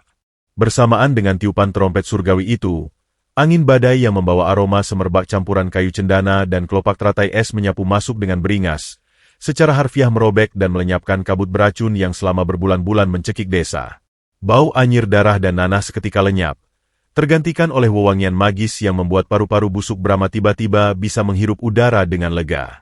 Cahaya keemasan yang luar biasa menyilaukan perlahan menembus dari ujung jalan setapak, mengubah pemandangan desa yang tadinya bagai kuburan massal menjadi sebuah panggung pementasan megah bagi tamu-tamu paling berkuasa di muka bumi. Dari balik tabir cahaya keemasan itu, bermunculanlah barisan pasukan elit pelindung kerajaan yang langkahnya menghantam bumi dalam satu kesatuan suara yang absolut. Ratusan ksatria berpostur raksasa itu mengenakan zirah baja putih yang dipoles hingga berkilat sempurna, dihiasi ukiran naga dan burung merak dari emas murni yang memantulkan cahaya fajar. Di tangan mereka tergenggam tombak berlapis perak yang ujungnya siap merobek langit, sementara panji-panji sutra raksasa berkibar gagah di udara, membawa lambang kebesaran yang membuat raja dari negara tetangga sekalipun akan berlutut gemetar. Namun, pemandangan yang paling mengguncang nalar bukanlah barisan militer yang tak terkalahkan itu, melainkan iring-iringan manusia yang berjalan kaki tepat di belakang para ksatria.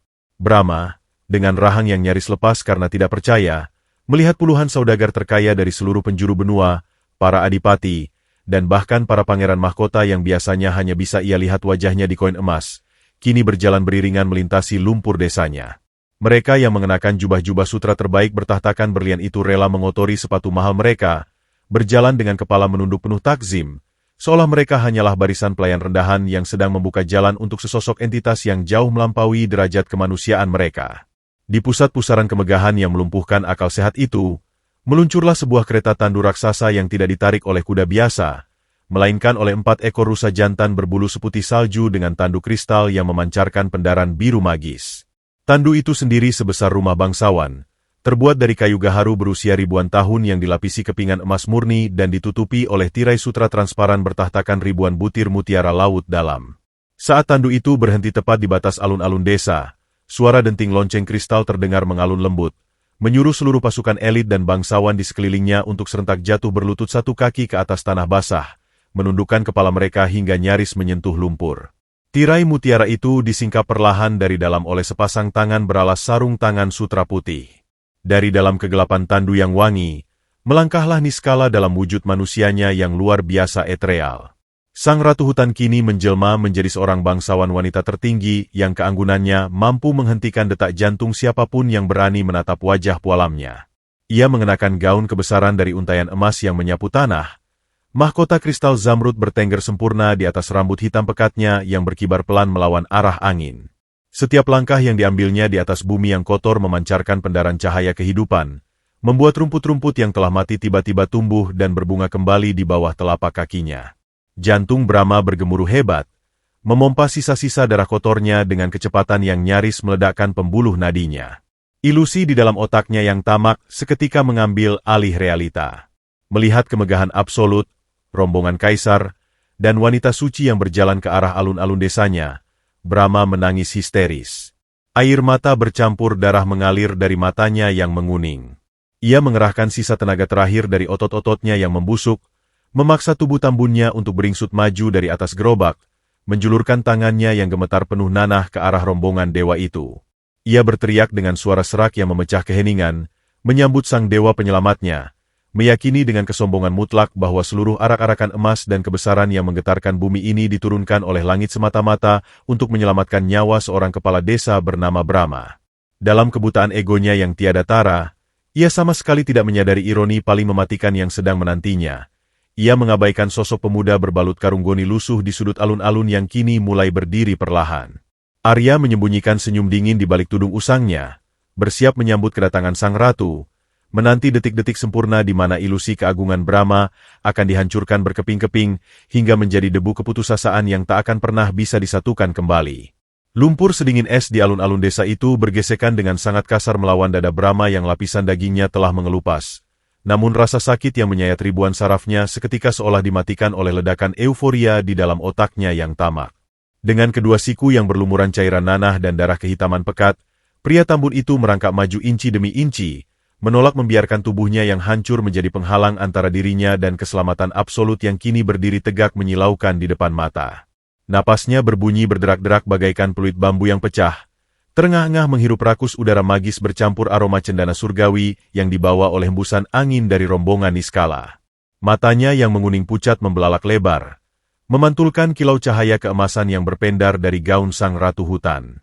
Dalam kesombongannya yang mengakar hingga ke sumsum tulang, Brahma menganggap dirinya adalah pusat rotasi alam semesta.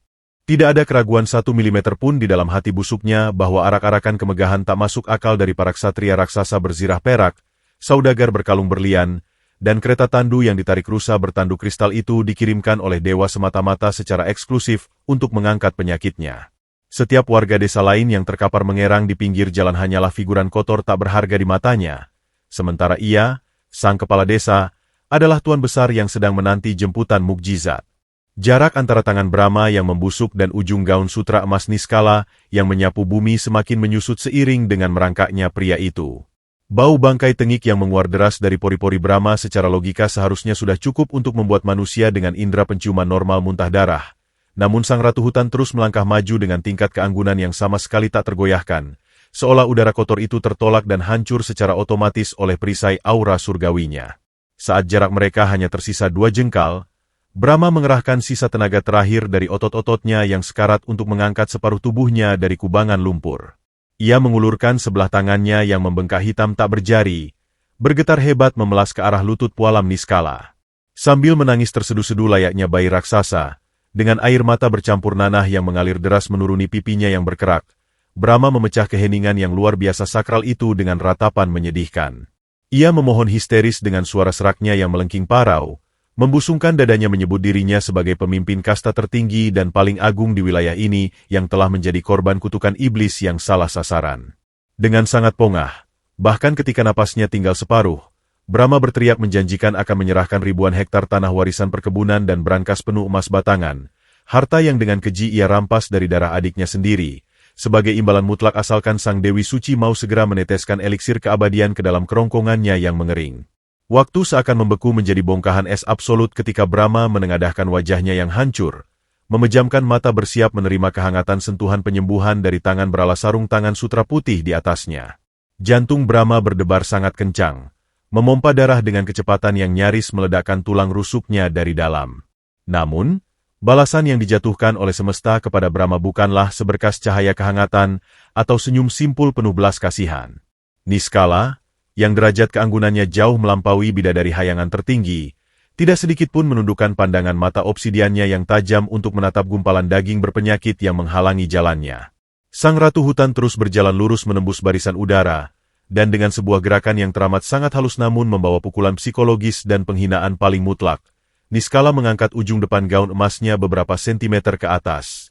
Secara eksklusif hanya agar helaian kain suci itu tidak bersentuhan apalagi tercemar oleh najis darah kotor dari tubuh Brahma. Niskala melangkah melewatinya begitu saja bak melangkahi genangan air selokan.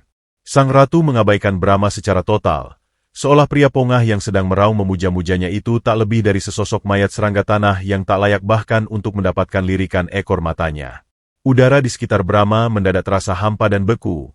Euforia gilanya terbanting hancur berkeping-keping menghantam dasar jurang realita yang paling gelap. Tangannya yang mengulur ke udara terdiam kaku membatu, sementara mulutnya ternganga bisu menyaksikan iring-iringan ksatria dan adipati yang mengekor di belakang Niskala pun turut melangkah melewatinya dengan tatapan dingin, tanpa ada satupun yang sudi menoleh. Rasa kebingungan yang mencekik napas seketika mengambil alih sisa kewarasan di dalam tengkorak Brahma. Logika busuknya berputar liar. Jika rombongan dewa penyelamat dengan kekayaan melampaui separuh isi bumi ini tidak datang untuk memuja dan menyembuhkan dirinya, lalu siapakah gerangan entitas di desa kumuh terkutuk ini yang memiliki derajat cukup tinggi untuk memaksa barisan kaisar dan ratu bidadari berjalan kaki menembus lumpur becek? Dengan susah payah dan urat leher yang menjerit perih, Brahma memutar kepalanya yang kaku, mengikuti kemana arah langkah anggun Niskala dan para rombongan agung tersebut berpusat. Matanya perlahan melebar hingga batas maksimal. Urat-urat kemarahannya berkedut hebat saat matanya mengenali target akhir dari ujung jalan setapak berlapis aura keemasan itu. Di sudut paling kumuh alun-alun desa, tepat di titik di mana cairan jamu tengik tadi tumpah meresap ke dalam tanah liat, sosok tabib jalanan berbalut jubah karung goni yang dipenuhi noda kotoran, sosok hina yang baru beberapa menit lalu ia tendang mangkuknya, masih berjongkok dengan ketenangan absolut. Di saat semua nyawa di desa itu, termasuk Brahma, nyaris kehilangan akal sehat melihat keajaiban yang turun dari langit, sosok kumal berbau tanah itu sama sekali tidak mendongakkan kepalanya. Ia mengabaikan suara trompet emas, menulikan telinga dari derap langkah militer, dan tetap melanjutkan pekerjaannya memunguti serpihan pecahan mangkuk kayu berjamurnya dari genangan air keruh, satu persatu, dengan jemari yang tersembunyi di balik sarung tangan usang. Sebuah pemandangan yang sangat tidak masuk akal, yang secara radikal menentang seluruh hukum kasta dan kewarasan manusia, mulai terjadi tepat di depan mata Brahma yang menguning. Niskala, sang entitas Maha Agung yang baru saja menolak sentuhan kepala desa itu seolah menolak wabah, kini menghentikan langkah indahnya secara presisi tepat 1 meter di belakang punggung tabib gembel yang tengah berjongkok tersebut. Mengikuti komando bisu dari pergerakan sang ratu, 100 ksatria elit berzirah perak secara serentak menghentakkan pangkal gagang tombak mereka ke bumi, menciptakan suara dentuman logam menggelegar yang menggetarkan isi dada, lalu langsung menjatuhkan diri mereka berlutut di atas kubangan lumpur. Para saudagar triliuner dan adipati dengan jubah berlian mereka menyusul tanpa ragu, menundukkan dahi mereka dalam-dalam ke arah punggung berlapis karung goni kotor tersebut. Suasana alun-alun desa mendadak jatuh ke dalam sumur keheningan yang luar biasa sakral dan mencekam. Brahma lupa cara menarik napas. Dadanya serasa ditimpa batu gilingan raksasa saat ia menyaksikan bidadari yang baru saja ia sembah dengan air mata, kini perlahan-lahan menekuk kedua lutut pualamnya yang berbalut sutra, rela membiarkan gaun kebesarannya terendam oleh kotornya lumpur hitam, hanya semata-mata untuk menyamakan posisinya dengan sang tabib rendahan. Otak Brahma menolak keras mencerna pemandangan ini, ia nyaris gila, sementara takdir yang selama ini bersembunyi dengan sabar di balik kain goni lusuh tengah bersiap untuk membongkar tuntas wajah aslinya, membawa palu godam karma paling mematikan yang akan menghancurkan kesombongan kakak tiri itu hingga tak bersisa. Keheningan yang merayap turun menyelimuti alun-alun desa berlumpur itu bukanlah keheningan biasa, melainkan sebuah vakum hampa udara yang seolah menyedot habis seluruh sisa kewarasan dari tengkorak Brahma. Pria tambun yang separuh tubuhnya telah membusuk itu terpaku kaku di atas gerobaknya. Rahangnya ternganga begitu lebar hingga otot-otot di pipinya yang bernanah menjerit robek. Namun tak ada satupun suara yang mampu lolos dari pita suaranya yang lumpuh oleh syok absolut. Di depan matanya yang menguning pucat dan melebar liar bak orang gila, sebuah pemandangan yang secara radikal menghancurkan seluruh hukum hierarki alam semesta tengah berlangsung tanpa ampun. Niskala, sang entitas agung yang baru saja menolak disentuh oleh Brahma bagaikan menolak sentuhan iblis, kini benar-benar telah menekuk kedua lutut pualamnya. Ia membiarkan gaun sutra emas surgawinya yang harganya tak mungkin bisa ditebus dengan nyawa 1000 raja, tenggelam ke dalam genangan lumpur kotor bercampur air hujan dan sisa cairan jamu tengik yang tumpah. Sang ratu hutan itu menundukkan kepalanya yang dimahkotai zamrud dengan penuh takzim, memberikan penghormatan tertinggi yang paling sakral, tepat di belakang punggung tabib gembel berbau tanah yang sedang berjongkok memunguti pecahan mangkuk kayu.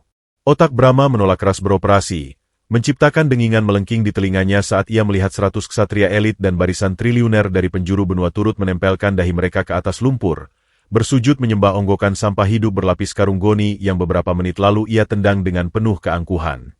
Di tengah keheningan yang menyayat itu, Niskala mengangkat sebelah tangannya yang terbalut sarung tangan sutra putih, memberikan isyarat halus yang segera direspons oleh 4 ksatria berzirah perak dari barisan terdepan. Dengan langkah yang teramat sangat hati-hati dan kepala menunduk, mereka maju membawakan sebuah kotak panjang terbuat dari kayu gaharu hitam purba yang diukir dengan benang emas murni. Niskala membuka kotak itu perlahan, dan seketika itu juga, semburat cahaya keemasan yang luar biasa hangat dan menyilaukan meledak keluar, mengusir sisa-sisa awan mendung di atas desa. Dari dalam kotak sakral tersebut, Niskala mengangkat dengan penuh kelembutan sebuah jubah sutra emas kebesaran yang memancarkan aura kehidupan tanpa batas. Dengan gerakan yang penuh keagungan, sang ratu menyelimutkan jubah surgawi itu ke atas pundak sang tabib gembel yang perlahan mulai bangkit berdiri. Sebuah mukjizat yang membekukan waktu seketika terjadi di detik kain magis itu bersentuhan dengan tubuh sang tabib. Jubah karung goni kotor yang berlapis-lapis lumpur dan lumut rawa itu tiba-tiba terbakar oleh cahaya putih tanpa api, hancur luruh menjadi butiran debu kehitaman yang langsung tersapu habis oleh hembusan angin. Bau tengik keringat basi dan tanah basah yang sejak tadi menjadi perisai penyamaran menguap tanpa sisa, digantikan secara paksa oleh ledakan aroma semerbak bunga teratai es dan kayu cendana pekat yang seketika memenuhi setiap inci udara di alun-alun, memaksa paru-paru Brahma yang membusuk untuk menghirup wewangian dewa yang membuat dadanya terasa mau meledak hancur. Sang tabib berdiri tegak, Postur tubuhnya yang tadinya sengaja dibungkukan layaknya orang tua renta kini membusung sempurna, menampilkan tinggi badan dan kegagahan seorang kaisar penguasa langit yang sedang menginjakan kakinya di bumi fana. Tangannya yang tadinya dibalut sarung tangan kusam kini terlihat telanjang, memperlihatkan kulit pualam yang sangat bersih, kuat, dan bersinar sehat tanpa celah sedikitpun.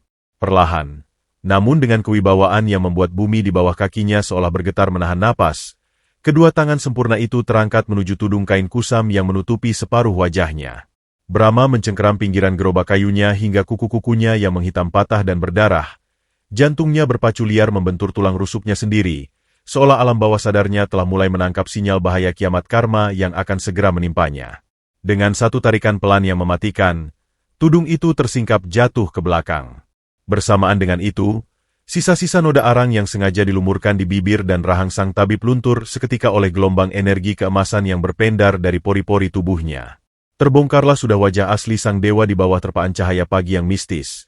Raut wajah yang luar biasa rupawan, bersih, dan tegas, dengan rahang kokoh yang terukir sempurna, membingkai sepasang mata elang hitam kelam yang memancarkan pendaran cahaya keemasan redup.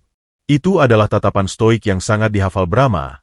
Tatapan setenang permukaan danau es purba yang selalu menolak menunjukkan kelemahan di hadapan siksaan apapun. Detik itu juga, waktu berhenti berputar sepenuhnya bagi Brahma. Jantung di dalam dada tambunnya seolah diremas hancur oleh tangan raksasa yang tak kasat mata, memutus aliran darahnya seketika. Matanya yang menguning membelalak ngeri. Urat-urat nadi di pelipisnya menonjol keluar nyaris pecah saat otaknya dipaksa mengenali setiap garis wajah di balik aura kemegahan tersebut. Wajah rupawan itu, mata tajam itu, rahang kokoh itu, tidak ada satupun sel di dalam ingatan busuk Brahma yang bisa menyangkal kebenaran mutlak ini.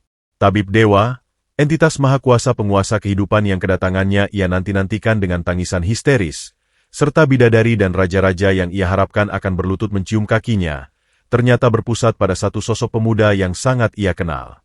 Sosok Kaisar Suci berjubah emas yang berdiri di hadapannya saat ini adalah Arya, adik tiri sedarah yang 3 tahun lalu ia ludahi.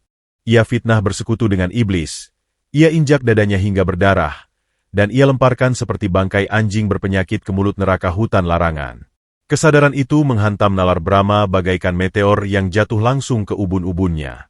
Seluruh ilusi kesombongan dan angan-angan keselamatannya menguap, meninggalkan sebuah lubang keputusasaan yang begitu hitam, pekat, dan tak berdasar. Pria arogan itu tiba-tiba kesulitan bernapas, terengah-engah hebat bagaikan ikan yang terdampar di atas pasir mendidih. Ia berusaha menggelengkan kepalanya dengan kasar, menolak takdir karma yang terasa terlalu kejam ini, namun realita pembuktian di depan matanya tak sedikit pun berubah. Arya sama sekali tidak meneteskan air mata, tidak juga tersenyum puas bagaikan orang gila yang memenangkan pertaruhan nasib. Ia menatap ke bawah, ke arah onggokan daging membusuk bernama Brahma, dengan tatapan dingin absolut yang sanggup membekukan inti matahari. Dengan langkah tanpa suara, sang tabib dewa berjalan mendekati gerobak reot itu, sementara Brahma meronta mundur dengan panik, menyeret tubuhnya yang hancur hingga jatuh terjerembab dari gerobak dan berkubang menyedihkan di dalam genangan lumpur kotor tempat mangkuk Arya tumpah. Arya berdiri menjulang di atas sang kakak tiri, menatap lurus menembus jiwa Brahma yang hancur berantakan. Dengan suara baritonnya yang kini menggema penuh kuasa magis memecah keheningan alun-alun, Arya menyapa sang kakak dengan nada rendah yang memotong jauh lebih dalam dari bilah pedang paling tajam, menanyakan dengan santun apakah udara suci milik sang kepala desa saat ini masih merasa tercemar oleh bau kotoran babi hutan dari tubuhnya. Ataukah Brahma akhirnya menyadari bahwa bau busuk yang sesungguhnya sedari dulu selalu bersarang di dalam jantungnya yang hitam kelam. Hancur sudah Brahma seutuhnya. Ia hanya bisa membuka mulutnya yang bernanah lebar-lebar, mengerang bisu layaknya binatang sembelihan yang meregang nyawa, sementara dunia di sekelilingnya runtuh menjepit sisa-sisa napasnya dalam penyesalan yang terlambat jutaan tahun cahaya. Hancurnya sebuah ilusi kesombongan yang telah mengakar hingga ke sumsum tulang tidak pernah menghasilkan suara ledakan yang memekakan telinga, melainkan bermanifestasi dalam bentuk keheningan absolut yang mencekik napas dan meremukkan jiwa. Di tengah alun-alun desa yang tadinya merupakan panggung keangkuhannya, Brahma kini hanyalah onggokan daging membusuk yang kehilangan seluruh esensi kemanusiaannya. Bumi berlumpur tempat ia tersungkur terasa bagaikan lahar mendidih yang membakar sisa-sisa egonya. Dengan sisa tenaga yang digerakkan semata-mata oleh kepanikan insting bertahan hidup hewani, pria tambun itu merangkak maju, menyeret perutnya yang dipenuhi ruam bernanah melintasi genangan air keruh. Ia tidak memedulikan tatapan jijik dari ratusan ksatria elit dan bangsawan yang masih bersujud di sekelilingnya. Fokus matanya yang menguning pucat hanya terkunci pada sepasang sepatu bot sutra emas bertahtakan permata yang menapak kokoh di depannya. Begitu wajahnya yang hancur bersentuhan dengan ujung sepatu Arya, Brahma seketika menangis meraung-raung, sebuah ratapan histeris yang terdengar lebih menyedihkan dari lolongan anjing liar yang terjepit. Air mata ketakutan yang mengalir deras dari pelupuk matanya bercampur aduk dengan cairan kotor dari lukanya, menetes membasahi lumpur di bawah pijakan sang tabib dewa yang berdiri menjulang bagaikan kaisar langit pencabut nyawa. Tidak ada lagi sisa-sisa sang tiran pongah yang dulu selalu menutup hidungnya dengan sapu tangan berparfum mawar. Brahma menghantamkan dahinya yang berkerak ke atas lumpur kotor secara berulang-ulang, menghinakan dirinya sendiri hingga ke titik terendah yang tak pernah terbayangkan oleh nalar manusia. Dengan suara parau yang bergetar hebat menahan rasa sakit yang merobek dada, Brahma menjeritkan permohonan ampun yang menyayat hati, memanggil Arya dengan sebutan adik kandung tercinta, darah dagingnya, dan satu-satunya penyelamat hidupnya. Dalam keputusasaannya yang membuta, pria rakus itu mencoba menyuap sang dewa. Sambil tersengal-sengal menelan air lumpur yang terciprat ke bibirnya, Brahma berteriak menjanjikan bahwa ia akan mengembalikan seluruh ribuan hektar tanah warisan ayah mereka, menyerahkan seluruh kunci brankas yang penuh dengan kepingan emas murni, dan merelakan posisinya sebagai kepala desa saat itu juga. Ia bahkan memohon dengan sangat hina, berjanji bersedia menjadi budak pencuci kaki Arya seumur hidup asalkan sang tabib dewa sudi meneteskan satu saja tetes eliksir keabadian untuk menghentikan pembusukan yang sedang melahap organ dalamnya. Ia mengemis belas kasihan atas nama ikatan persaudaraan, sebuah ikatan suci yang justru ia sendiri ludahi dan injak-injak hingga hancur berkeping-keping 3 tahun yang lalu di malam bersalju tersebut. Namun, lautan air mata darah Brahma sama sekali tidak mampu melelehkan dinding es absolut di dalam dada Arya. Sang tabib dewa menatap ke bawah dengan sorot mata yang sedatar dan sedingin permukaan gletser purba. Tangannya yang beralaskan kulit pualam bersinar menyilang dengan tenang di balik jubah sutra emasnya yang terus memancarkan aroma teratai surgawi, sama sekali tidak berniat untuk merengkuh atau membalas pelukan sang kakak tiri.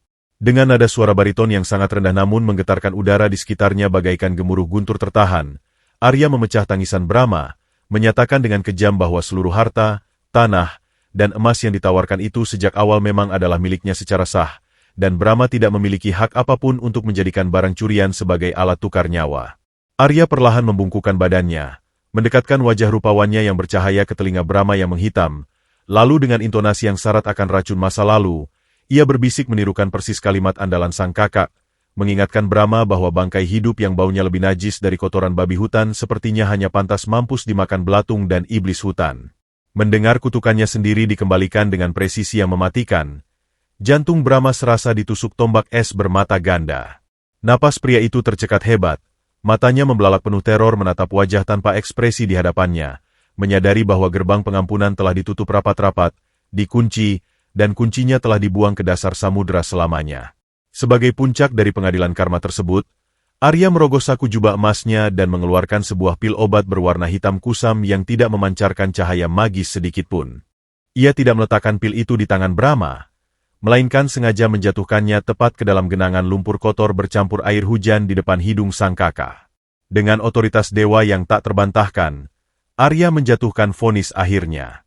Ia menjelaskan bahwa pil rendahan itu tidak akan pernah menyembuhkan penyakit Brahma, melainkan hanya akan membekukan proses pembusukan, membuat Brahma tidak akan bisa mati namun harus terus merasakan perihnya ruam kutukan itu sepanjang waktu bernapasnya. Sebagai harga mutlak untuk sisa nyawa yang menyiksa itu, Arya mengutuk Brahma secara lisan yang seketika disahkan oleh alam semesta, mencabut status Brahma sebagai manusia bebas dan mengikat jiwanya untuk menjadi penjaga abadi batas terluar hutan larangan. Brahma tidak akan pernah bisa melangkah menjauh dari batas kabut itu. Ia akan hidup merangkak dalam kesepian dan rasa sakit, menghirup bau lumpur rawa yang dulu ia gunakan untuk menyiksa Arya, menjadi monumen hidup dari sebuah ketamakan yang dihancurkan oleh keadilan Tuhan. Tanpa sisa harga diri, Brahma menubruk lumpur itu, memungut pil hitam tersebut menggunakan giginya layaknya seekor anjing kelaparan, mengunyah tanah kotor bercampur obat penawar palsu itu sambil menangis meratapi nasibnya yang jauh lebih mengerikan dari kematian itu sendiri. Menyaksikan eksekusi keadilan yang luar biasa sempurna itu, Niskala yang berdiri anggun di belakang Arya tersenyum sangat tipis, sebuah senyuman yang mendatangkan kedamaian bagi jiwa-jiwa murni. Ratu hutan itu memberikan isyarat, dan suara trompet emas kembali membahana membelah angkasa, menandakan berakhirnya urusan sang kaisar penyembuh di dunia yang kotor ini. Arya menegakkan tubuhnya, berbalik memunggungi masa lalunya yang penuh luka tanpa menoleh sedikitpun. Bersama Niskala yang berjalan di sisinya, sang tabib dewa menaiki kereta tandu raksasa dari kayu gaharu berlapis mutiara tersebut. Keempat rusa bertanduk kristal mulai melangkah membelah udara, menarik iring-iringan agung itu meninggalkan desa yang kini dikutuk dalam kebisuan. Saat kereta emas itu menghilang di balik cakrawala yang kini disinari cahaya mentari pagi yang hangat, warga desa yang tersisa mulai merasakan kutukan di tubuh mereka perlahan mereda, sebuah belas kasihan kecil bagi mereka yang hanya termakan hasutan. Namun, di ujung batas kabut hutan larangan yang sunyi dan membeku, sosok Brahma yang hancur, terbungkuk, dan membusuk akan terus merangkak sendirian melintasi duri-duri tajam, melolongkan penyesalan abadi yang tak akan pernah didengar oleh siapapun hingga akhir zaman.